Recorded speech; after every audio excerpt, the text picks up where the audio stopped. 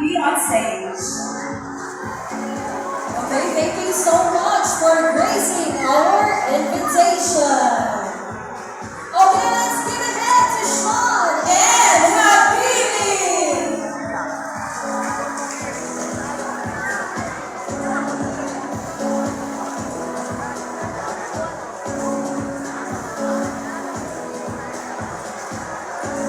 So next, we would like to request the Candami National High School faculty and staff for the photo opportunity with our special guest.